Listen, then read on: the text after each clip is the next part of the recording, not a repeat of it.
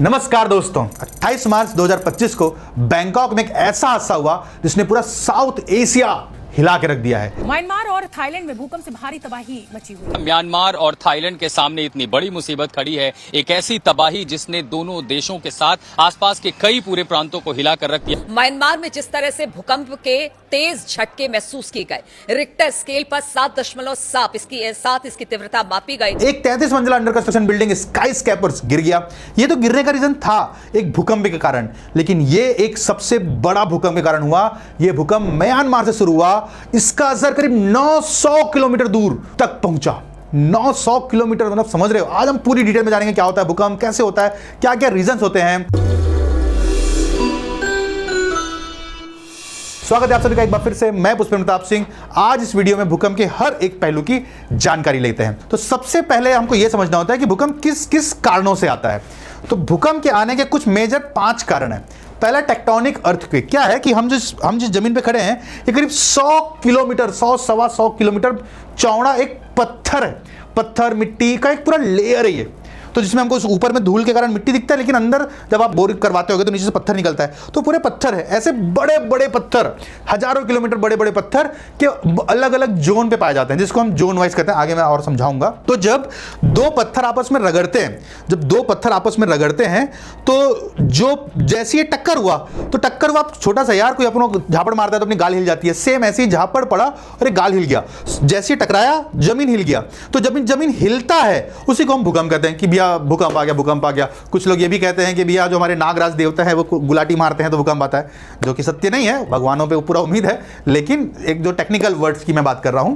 तो जब टेक्टोनिक पत्थर आपस में मिलते हैं तो टेक्टोनिक अर्थक्वेक होता है, जिसे आप देखते हो हिमालय। तो जब भारत का जोन आके साउथ एशिया से टकराया, तो वहां से दो टेक्टोनिक पत्थर टकराए और पूरा हिमालय पर्वत बन गया। पूरी वो जो चैन है जिसको हम फोल्डेड पर्वत श्रृंखला कहते हैं, टेक्टोनिक अर्थक्वेक। दूसरा है वोल्केनिक अर्थक्वेक। जब दो पत्थर जब टकरा रहे हैं तो इधर से तो पास आ रहा है ना, तो उधर भी कोई पत्थर होगा। तो जब दो पत्थर अलग होते हैं तो नीचे का लावा बाहर निकलता है, जिसको हम बोलते हैं वोल्केनिक अर्थक्वेक। इस समय आपको बड़े बड़े वोल्केनिक, जैसे आप 2012 की मूवी देखी होगी, वोल्केनिक से निकलते हैं, बूम करके पहाड़ी बना लेते हैं, तो वो सब वोल्केनिक अर्थक्वेक। इसमें भी अच्छा झटका लगता है, लेकिन थोड़ा मॉडरेट होता है, मतलब इसमें ज्यादा बिल्डिंग गिरने वाले ये झटके नहीं होते। तीसरा है इंड्यूस्ड अर्थक्वेक। ये हमारे कारण होता है। भैया हम मानव भी तो कम थोड़ी हैं, हम माइनिंग कर रहे हैं, डैम बना रहे हैं, तो जितने भी अंडरग्राउंड कंस्ट्रक्शन हम करने की कोशिश करते हैं, अंडरग्राउंड नॉट कंस्ट्रक्शन, जितना अंडरग्राउंड एक्सकवेशन करने की कोशिश हम करते हैं, उसमें इंड्यूस्ड अर्थक्वेक जनरेट होता है। मतलब हम नीचे जाके ब्लास्ट करेंगे, पत्थर काटेंगे, गोल्ड माइनिंग करेंगे, हम कोयला माइनिंग करते हैं, बहुत सारी चीज़ों की हम माइनिंग करते हैं, उसके कारण डेवलप होता है इंड्यूस्ड अर्थक्वेक, जो कि एकदम मॉडरेट होता है, मतलब लो मॉडरेट होता है। जितना ज्यादा यूज करते हैं उसके हिसाब से भूकंप आता है, उतना झटका लगता है। लेकिन ये जमीन से कितने ही ले जाते हैं अपन, 200 मीटर, 500 मीटर, 700 मीटर, 1 किलोमीटर, तो उतना ज्यादा इंपैक्ट ये ज्यादा एरिया पे नहीं करता। फोर्थ है कोलैप्स अर्थक्वेक। अब जब हमने गड्ढा नीचे किया है, अचानक से वो गिर भी तो सकता है। मतलब समझो कि आप नीचे से गड्ढा करते चल रहे हो। पृथ्वी का क्या नेचर है, पृथ्वी अपने आप को स्टेबल करने की कोशिश करता है। तो आपने नीचे से गड्ढा कर दिया, ऊपर लोड ज्यादा हुआ तो गिर गया। That is called collapse earthquake, जिसके कारण बहुत ही कम, मतलब रेयर कह सकते हो कि जो उसके ऊपर बिल्डिंग्स है सिर्फ वही डैमेज होंगे, आसपास के एरिया को ये डैमेज नहीं करता। नेक्स्ट है फिफ्थ है एक्सप्लोजन अर्थक्वेक। जैसे हिरोशिमा नागासाकी में बम गिर गया। अब भाई जितना बड़ा तुम बम गिराओगे उतना ज्यादा इंपैक्ट आएगा। तो इट्स डिपेंड ऑन एक्सप्लोजिव। आप छोटा सा एक वो जो 7 नंबर 8 नंबर का जो बम होता है दिवाली में, उसको आप फोड़ोगे तो थोड़े एरिया तो इंपैक्ट करता है। अब वही लार्ज साइज में हो गया, पूरे एक शहर जितना बड़ा आपने बम गिरा दिया, तो बहुत बड़ा एरिया इंपैक्ट कर जाएगा। तो इट्स डिपेंड ऑन एक्सप्लोजन। तो इसको नापते कैसे हैं, इसको मेजर करने के लिए कुछ टर्म्स है, उसको आप समझो कि ये जमीन है हमारा। इस जमीन पे एक बिल्डिंग है, एक मैं खड़ा हूं, ये एक पेड़ है, और यहां पे कोई एक हमारी बहन जी खड़ी है। तो जब कोई टेक्टोनिक प्लेट, मान लेते हैं ये ऐसा एक प्लेट है, ये एक प्लेट है, इधर दूसरा प्लेट है, तो ये इधर से आगे बढ़ रहा था, ये इधर से आगे बढ़ रहा था। तो जब ये आपस में टकराए, जिस पॉइंट पे टकराए उसको हम कहते हैं फोकस पॉइंट। ये पॉइंट 0 से 70 किलोमीटर कहीं भी हो सकता है। आप ये ग्राउंड लेवल से नीचे 70 किलोमीटर तक कहीं भी हो सकता है। ये जहां पे टकराएगा, यदि 70 किलोमीटर के अंदर तक टकराया तो इंपैक्ट बहुत भयानक होगा अपने सरफेस पे। इससे नीचे टकराएगा तो उतना इंपैक्ट हमारे सरफेस एरिया तक नहीं पहुंचेगा। अब आप समझो ना, ये पृथ्वी है, ये आप यहां पे खड़े हो, ठीक है, यहां पे ये ऊपर 70 किलोमीटर टकराया, तो इसका इंपैक्ट तो चारों ओर जाएगा, चारों ओर। तो जितना नीचे होगा उतना ऊपर वाला सरफेस सेफ हो जाता है। जितना ये ऊपर के पास होगा, मतलब नॉट एकदम टॉप ऑफ द सरफेस, लेकिन ये जितना बीच में रहेगा इस 0 से 70 के बीच, उतना ज़्यादा इंपैक्ट हमारे नियरेस्ट सरफेस पे होता है। तो जो अभी बैंकॉक में हुआ है वो हुआ है 10 किलोमीटर पे, जो इसका फोकस पॉइंट है वो 10 किलोमीटर पे है। और 10 किलोमीटर पे होने के कारण इसका जो इपी सेंटर है, इससे जो बिल्डिंग गिरा है वो करीब 900 किलोमीटर दूर है ना, 900 किलोमीटर दूर। फिर भी इतना तेज इंपैक्ट क्यों बिल्डिंग गिर गया? बिल्डिंग गिरने के बहुत सारे रीजन हैं, आगे अपन कंटिन्यू करेंगे। लेकिन जो उसके पास में जो जगह था वहां पे भी भारी डैमेज आया, छोटे मोटे बिल्डिंगें गिरी, रोड डैमेज हुआ, ब्रिज डैमेज हुआ, फ्लाईओवर डैमेज हुआ, जिसके कारण बहुत सारे, करीब 150 से ज़्यादा लोगों का जान जा चुका है। तो जो ये पॉइंट इंपैक्ट करता है वो इंपैक्ट किस तरीके से करता है? इसके 3 पैटर्न इंपैक्ट करने के, कि जब जैसे ही एक्सप्लोजन हुआ तो 3 कैटेगरी में इसको नापा जाता है। एकदम तेज एक्सप्लोजन हुआ, मतलब धड़ से एक्सप्लोजन हुआ, स्पीड था 6 किलोमीटर पर सेकंड के स्पीड से ये वेवलेंथ निकले, जो वाइब्रेशन हुआ। तो जब कोई आपको, वो कहते हैं ना कि एकदम हवा से आई और झुलपे लहरा के चले गई, तो ज़्यादा इंपैक्ट नहीं होता, बस अभी प्यार होना चालू ही हुआ था और दूरियां बढ़ गई, तो ये उतना ज़्यादा इंपैक्ट नहीं करता। ये एकदम लो मॉडरेट होता है, मतलब एकदम लो, कि इससे ज़्यादा बिल्डिंगें डैमेज नहीं होंगी, आपको बस लगेगा बर्तन वर्तन घर के गिरेंगे, बस उस स्पीड से निकल जाता है। ये जो सेकेंडरी है, सेकेंडरी इसकी स्पीड है 3.5 किलोमीटर पर सेकेंड। ये एक अच्छा मॉडरेट वैल्यू क्रिएट करता है, मतलब up to 7th level, Richter scale में आगे बताऊंगा, अप टू 7th नंबर तक स्केल तक ये इंपैक्ट करता है। इसके कारण भी कोई बिल्डिंग के गिरने का चांसेस नहीं होता।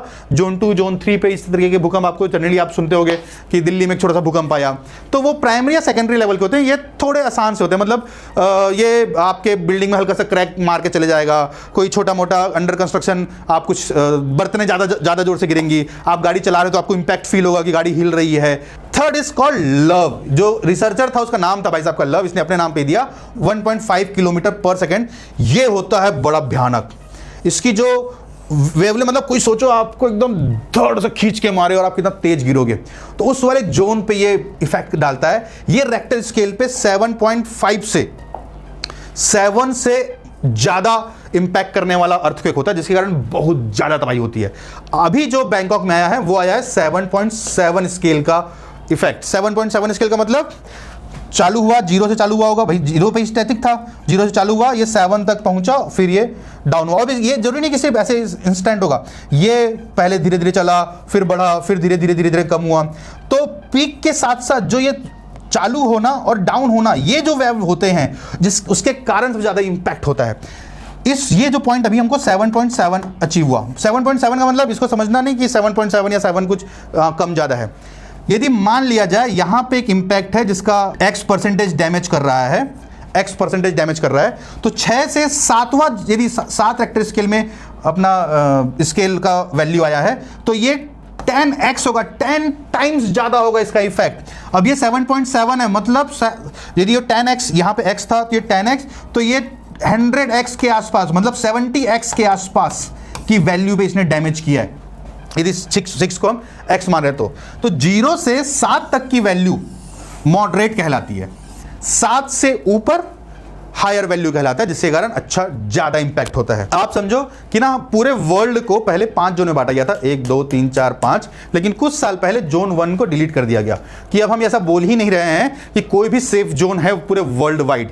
जिस तरीके से बैंकॉक में कोई भी टेक्टोनिक अर्थक्वेक का उम्मीद था ही नहीं कि वहां पे भूकंप आएगा, ऐसा सोचा ही नहीं जा सकता था, क्योंकि वो मॉडरेट में आता था भैया, 0 मतलब 1 जोन पे आया करता था, लेकिन 1 हटा दिया तो सबका सब जो 2 जोन हो गया, तो 2nd जोन में आया करता था। लेकिन उसके बाद भी इस 2nd जोन में 7.7 रेक्टर स्केल का अर्थक्वेक आया, तो बहुत ही सोचने वाली बात है। जो भी बिल्डिंगें हम बना रहे हैं, जो भी बिल्डिंगें हम सोच रहे हैं बनाने का, उसमें earthquake resistant technology, earthquake resistance structural analysis जरूर करवाएं, क्योंकि आप जीवन भर का 40-50 लाख रुपए घर बनाने में खर्चा कर रहे हो, जैसे आप इसको थोड़ा सा सेफ जोन में जाओगे तो ज्यादा 4-5% के आसपास ही आपको एड ऑन होगा कॉस्ट। लेकिन वो इतना जरूरी है कि 50 लाख रुपए हो सकता है आप दोबारा कमा लो, लेकिन जो लाइफें जाएंगी वो दोबारा नहीं कमाया जा सकता। इसलिए हर एक बिल्डिंग अर्थक्वेक रेसिस्टेंस होना चाहिए। तो जो बैंकॉक में बिल्डिंग गिरा वो 33 मंजिला स्काईस्क्रेपर था, अभी अंडर कंस्ट्रक्शन था भाई। ये चाटुचक डिस्ट्रिक्ट में एक office of the auditor general के लिए बनाया जा रहा था। अच्छा हुआ बेचारा बनने से पहले गिरा, 9 लोगों की जाने गई, लेकिन यदि बनने के बाद गिरता तो पूरी ऑफिस वाली बिल्डिंग न जाने कितना मिस हैपनिंग होता। एक्सपर्ट का कहना है कि इसकी वजह जो सैलो डीप पर स्ट्रक्चरल इंटीग्रिटी का हो सकता है। सैलो डीप में मीन्स जो हमारा 10 किलोमीटर का डाउन इम्पैक्ट हुआ है उसके कारण ये बिल्डिंगें गिर गई। और भी बहुत सारी बिल्डिंगें जो आपने क्लिप्स में देखे तबाही, मतलब बच गए जिन्होंने अच्छा स्ट्रक्चरल यूज किया था।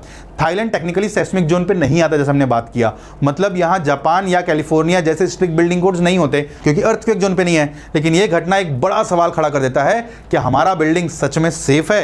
यदि आपका बिल्डिंग बन चुका है तो आप प्लीज एक स्ट्रक्चरल कंसल्टेंट हायर करो। कुछ पैसे वो जरूर चार्ज करेंगे आपसे, हो सकता है अच्छा पैसा चार्ज करें, लेकिन वो आपकी लाइफ की वैल्यू बहुत सेव कर देगा। 2 साल ट्रिप में मत जाना भाई, कहीं घूमने मत जाना, 2 साल ज़्यादा खर्चा नहीं करना, लेकिन 2 साल का खर्चा बचा के आप स्ट्रक्चरल इंजीनियर से कंसल्ट करो कि आपका बिल्डिंग सेफ है कि नहीं। और कंस्ट्रक्शन प्रोफेशनल के लिए सीखने का एक बहुत बड़ा मौका है कि अर्थक्वेक रेजिस्टेंट डिजाइन जैसे बेस आइसोलेशन या शेयर वॉल की तरह इन हादसों को रोक सके। बेस आइसोलेशन का मतलब है कि बिल्डिंग को फ्लेक्सिबल फाउंडेशन पर रखना ताकि वो हिलने पर भी ना गिरे।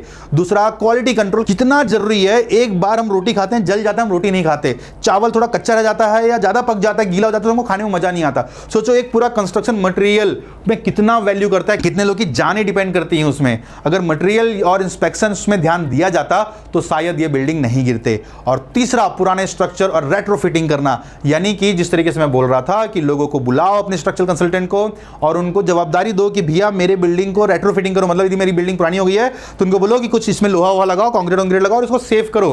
बैंकॉक का हादसा हमें बताता है कि लो सेस्मिक जोन पे भी खतरा कम नहीं है। आपने कुछ साल पहले देखा था कि किस तरीके से पूरा का पूरा नेपाल साफ हो गया था, ठीक उसी तरीके से बैंकॉक में भी एक बड़ा हादसा होते होते टला है। कुछ लोगों की जानें गई है जरूर, लेकिन एक बहुत बड़ा हादसा बच गया। लोगों ने एक अच्छा स्ट्रक्चरल बनाने की कोशिश की है।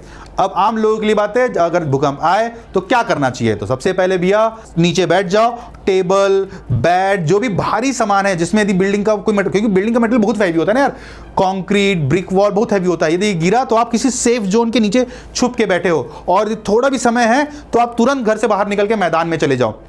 दूसरा कोई ऑप्शन नहीं है। आप कॉलम को पकड़ के खड़े हो सकते हो, लेकिन कॉलम को पकड़ के ना खड़े हो, नीचे बैठो और किसी चीज से अपने आप को कवर करो। लिफ्ट का इस्तेमाल बिल्कुल नहीं करना।